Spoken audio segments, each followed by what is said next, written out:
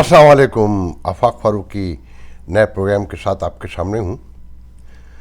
शुरू करते हैं ख़ास साहब की तकरीर करक में, जो बहुत से इंकिशाफात कर गई है, समझने वालों के लिए बड़ी निशानियाँ थी।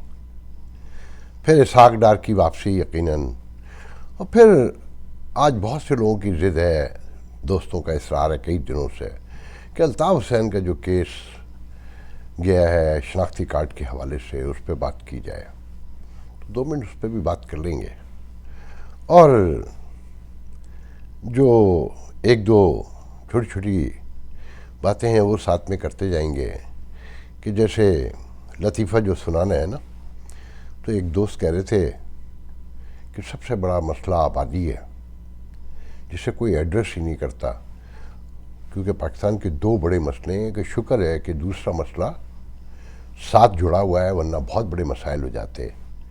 कि एक मसला तो हुआ आबादी, दूसरा मसला पाकिस्तान का जो नज़र आता है पाकिस्तान में, वह है मर्दाना कमज़ोरी। अगर ये दूसरा मसला ना होता तो सोचिए कि ये आबादी का सैलाब बला कहाँ ले जाता। और भी लतीफ़े हैं खास साहब के, वो भी सुनाएंगे। एक एक करके बात करते जाते हैं। अगर साथ में इसमें एक बहुत ही उदास कर देने वाली बहुत छोटी सी खबर है, मगर बहुत बड़ी खबर है कि सैलाब में बह जाने वाला एक ख़ानदान, जिसके 2 बच्चे पहले जा चुके थे, बेटी का जनाजा लेके पानी में जा रहे हैं। कि कब्रिस्तान नहीं है, कि ज़मीन ही नहीं है कहीं सिंध में जहाँ दफन कर सके अपने प्यारों को, और सैलाब बला में सीने सीने पानी है और उठा के जनाजा लेकर जा रहे हैं। बज़ाहिर तो आप देख रहे हैं कि हर तरफ से इमदाद आ रही है। वो कराची वाले बहुत दबाव डालते हैं कि मैं कराची वालों पे बात नहीं करता। पहले आप अपनी शर्म गैरत चेक कीजिए कि वो एक ज़फ़र अब्बास फराडिया फ़िरका परस्ती की बुनियाद पे आप उसे सपोर्ट करते हैं। पूरा सिंध गवाही दे रहा है कि उसका कहीं कुछ नहीं पहुंचा, मगर वो एक जियो चैनल है जो उसे खूब दिखाता है और वो दावे करता है कि मैंने 400 टेंट वहाँ भेज दिए, 500 वहाँ भेज दिए, मगर हम रियासत नहीं है। वो कैसे ज़ाहिर कर रहा है कि पूरा सैलाब वो अकेला डील कर रहा है। उसके लहजे का एतमाद, और जहाँ जहाँ पूछ लीजिए उसका कहीं कोई वजूद नहीं है। आप लोगों को सलूट है, आप अपने कियों की सज़ा भुगत रहे हैं। माज़रत के साथ बुरा मत मानिएगा, आप लोगों को सच सुनने की आदत नहीं है, मगर यही सच है कि आपके दरमियान है, आपको सबको पता है, मगर मजाल है कि आपकी आवाज़ निकल सके। आप बातें करते हैं कि पीटीआई को बड़ी आज़ादियाँ हैं, वो जो चाहे कह ले, वो आपके लीडर को आज़ादी नहीं मिली। पहले अपने लीडर के कारनामे तो ज़रा गौर कर लें उन पर।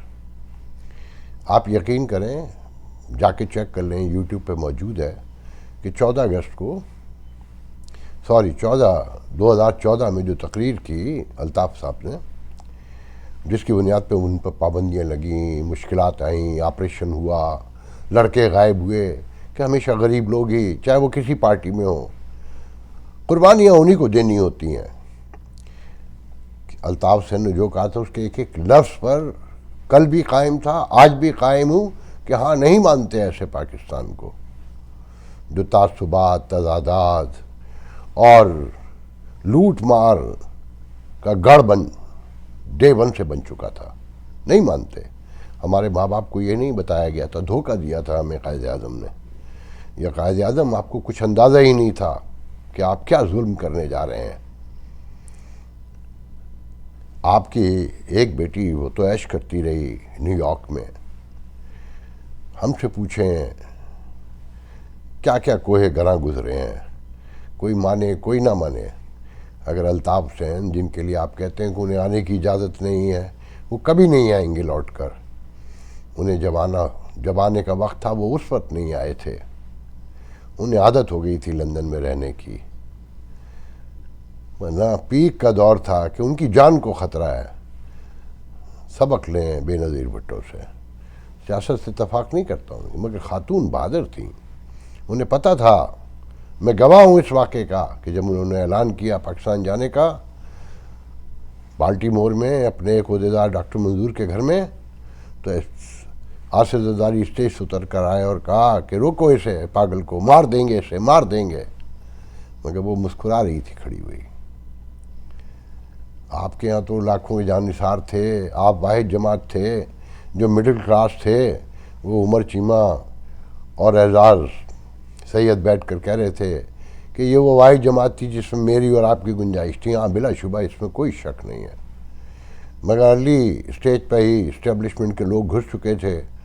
اس سیکیورٹی اسٹیٹ میں کسی کو اجازت نہیں ہے، کوئی جمہوریت نہیں ہے، کوئی عوامی امنگوں کے مطابق کام نہیں ہو سکتا۔ جو میدان میں آئے گا آپ کو لے کر بھی وہی آئے تھے، آپ ان سے بٹریڈ کرنا چاہتے تھے۔ اور مشرف کے پورے دور میں آپ ان سے ملے رہے، اس سے پہلے بھی جب جو اقتدار میں آتا ہے انہی کے ساتھ مل کر آتا ہے۔ پھر آپ نے اپنے ورکروں کے ساتھ اپنی سیکنڈ لیئرز کی لیڈرشپ کے ساتھ جو کیا، گواہیاں دی لوگوں نے کہ آپ فون پہ گالیاں بھی دیتے تھے، ان کی ماں بہن ایک کرتے تھے، آپ انہیں مار ڈالنے کی دھمکیاں بھی دیتے تھے، کہتے تھے کہ اگر تیرے چھوٹے چھوٹے بچے نہ ہوتے تو تیری بوٹیاں کر کے گلیوں میں ڈلواتا۔ لوگوں نے رو رو کے قصے سنائے ہیں، خوف زدہ تھے لوگ آپ سے، ورنہ ایسا کیسے ممکن ہے کہ ایک دن میں ایک لمحے میں کایا پلٹ گئی اور پوری لیڈرشپ آپ کا ساتھ چھوڑ گئی؟ کیوں؟ کہ وہ آپ سے جان چھڑانا چاہتے تھے، آپ کی گالیوں سے تنگ تھے۔ یہ مصطفیٰ کمال، اسے عروج پہ بھی آپ نے پہنچایا، اس کو اتنا اٹھایا کہ وہ پاگل ہو گیا، مگر پھر جب اسے جوتے لگوائے تو وہ ساتھ چھوڑ گیا، اسی لمحے چھوڑ گیا۔ اور کوئی شرمدار ہوگا وہ ایسے ہی ساتھ چھوڑ جائے گا کہ ورکر ساتھی یا جو آپ کے دائیں بائیں جو کچن کیبنٹ کہلاتی ہے وہ آپ کی گالیاں کھانے، جوتے کھانے یا موت کے خوف کے لیے تو نہیں ہوتے۔ تو شناختی کارڈ آپ کا بن بھی جائے، کراچی والوں غور سے سن لو جو ان کے چاہنے والے ہیں، ان کا شناختی کارڈ بن بھی جائے، ریاست اجازت بھی دے دے، اب آ کے کیا کریں گے؟ کیا بچا ہے وہاں؟ اور آئیں گے ہی نہیں۔ جتنا وہ موت سے ڈرتے ہیں شاید ہی دنیا میں کوئی ڈرتا ہو۔ بس لوگوں کی قربانیاں لیتے رہے۔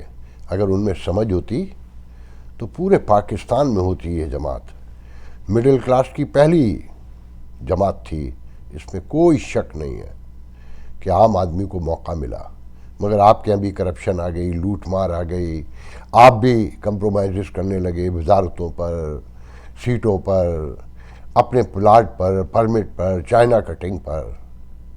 آپ مانے نہ مانے، جو سچ ہے وہ تاریخ بیان کرتی رہے گی، دیوانہ ہی کہیں کوئی، مگر سب کو پتہ ہے کہ یہی سچ ہے کہ آپ ذہنی توازن بھی کھو بیٹھے تھے، آپ نے علاج کرانا بھی مناسب نہیں سمجھا، اور آپ کا ذہنی توازن کھونا کوئی غیر فطری بات نہیں تھی کہ ایک مڈل کلاس کا آدمی جو اقتدار دلاتا ہے، اقتدار سے اتارتا ہے، گورنر بناتا ہے، جب چاہے اتار سکتا ہے، مگر وہ ایک کمرے میں بند تھا کیونکہ وہ خوف زدہ تھا۔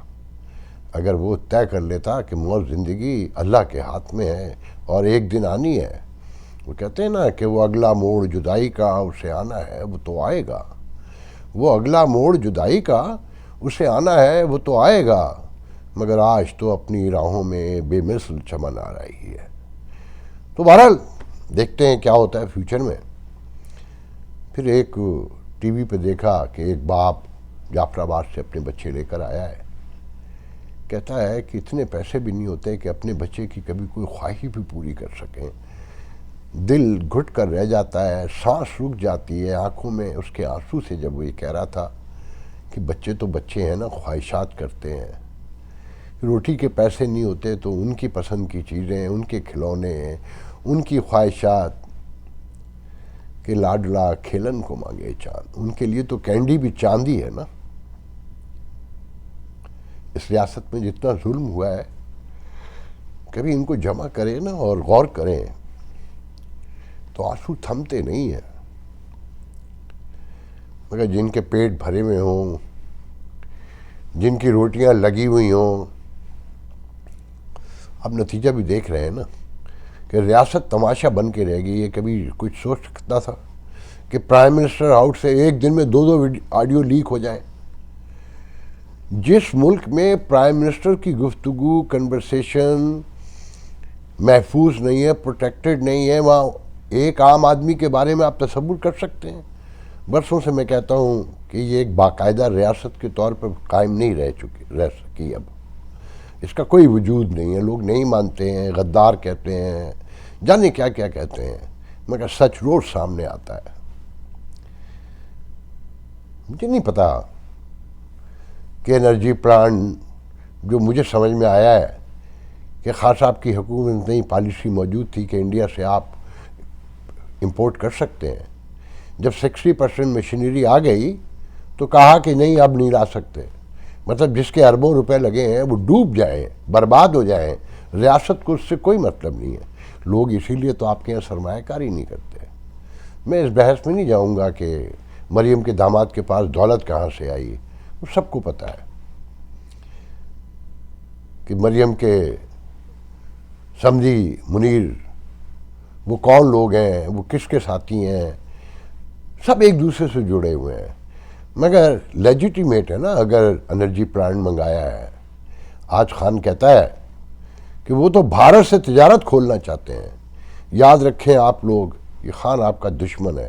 اگر بھارت سے تجارت نہیں کھلی، جو آنے والے دن ہیں، جو سیلاب کی تباہ کاریاں ہیں اور جو آنے والے دنوں میں تباہیاں آنے والی ہیں، اگر بھارت سے آپ کی تجارت بھی اگر نہیں کھل سکی تو آپ بھوک سے مریں گے، بھوک سے۔ اور یہ جو آپ کو مشورے دیتا ہے، جو آپ کے لیے مذہبی نعرے لگاتا ہے، یہ بھر کے کھاتا ہے۔ یہ 4 گھنٹے صبح ایکسرسائز کرتا ہے، 4 گھنٹے شام کرتا ہے۔ اس کے لیے دبئی سے بھی آ جاتا ہے، انگلینڈ سے بھی آ جاتا ہے، یہ گولڈ اسمتھ کا خاندان بھی اس کو بھیجتا ہے آپ کے لیے۔ یہ ساری پالیسیاں آپ کو دکھاتا ہے۔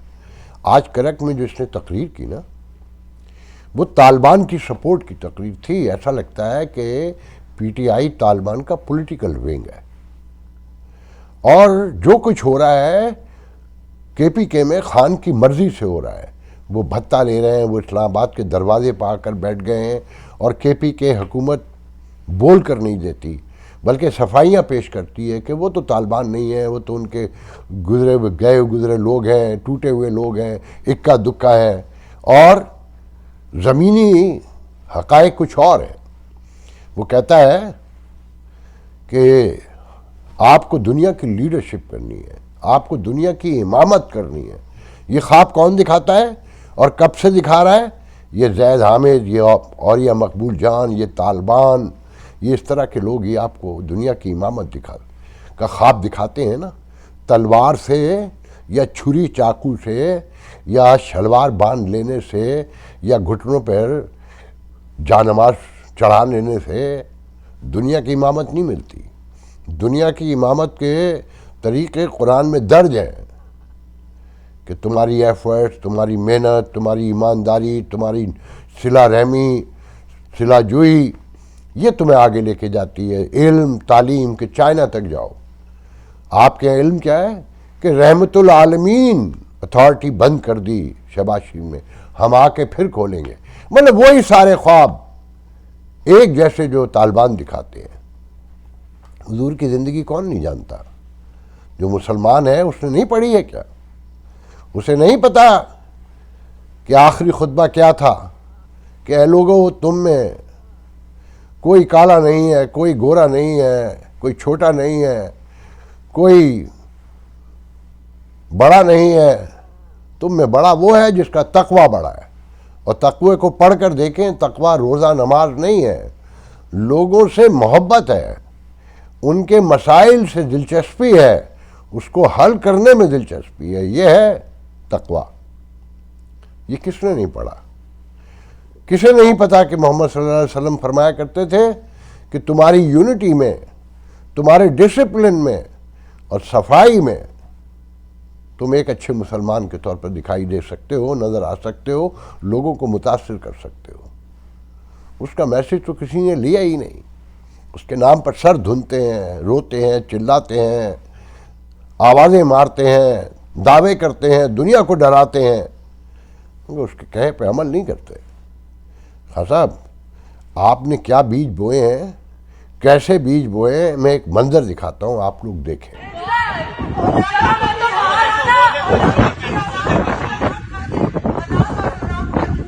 میری وجہ سے کتنے لوگ یہاں پہ پریشان ہو رہے ہیں، شرم تو آتی نہیں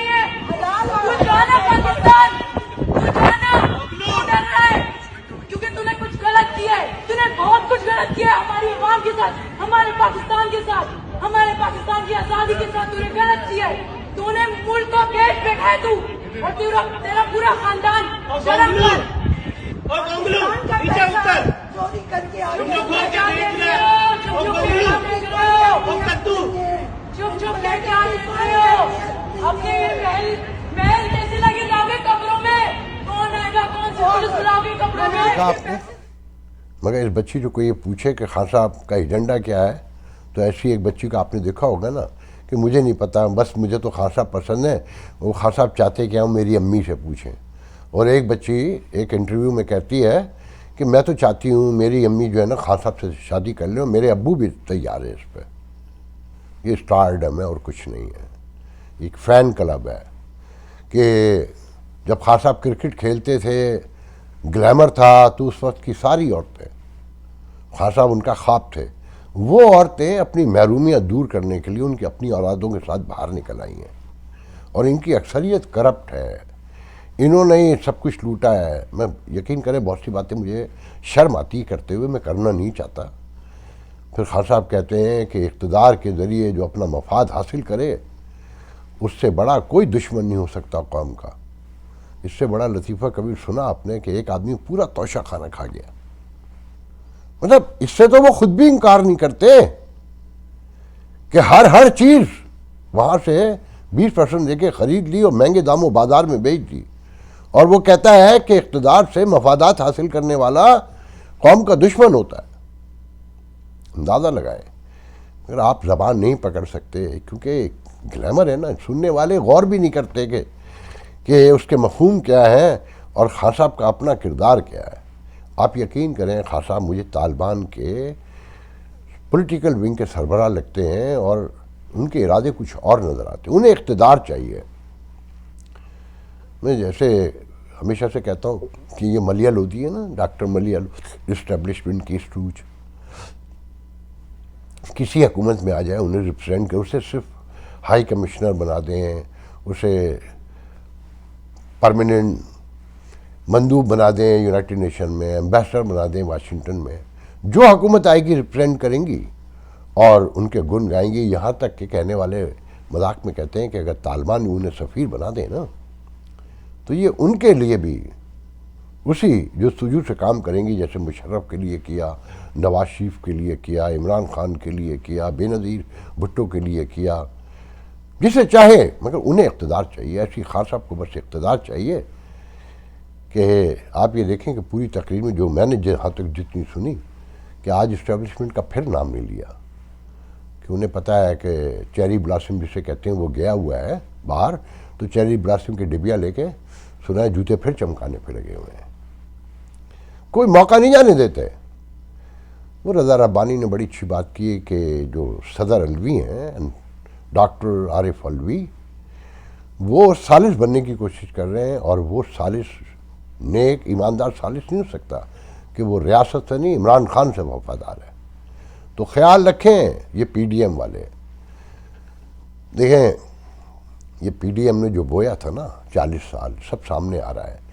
سب نے ایک دوسرے کا گریبان نوچا پکڑا. آج خان صاحب ان کے گلے پڑ گئے ہیں. خان صاحب بھی اپنے اس انجام کو پہنچیں گے. اچھا یہ جو آڈیو لیکس آ رہی ہیں نا ذہن میں رکھیے گا. ایک دوسرے پر الزامات جو دکھایا جا رہا ہے کہ جی اراکین اسمبلی کو کیسے روکنا ہے خان صاحب کے. اب وہ تو روکنا ہی نہیں ہے، وہ واپس آئیں گے دیکھیے گا. پھر ساری تنخواہیں وصول کریں گے. پارلیمنٹ ہاؤس میں لاجز میں رہ رہے ہیں، مزے لے رہے ہیں. سارا باہر کہیں پر کوئی روکتا ہے تو کہتے ہیں ہم اسٹل ایم این اے، مگر ویسے ایم این اے نہیں ہے.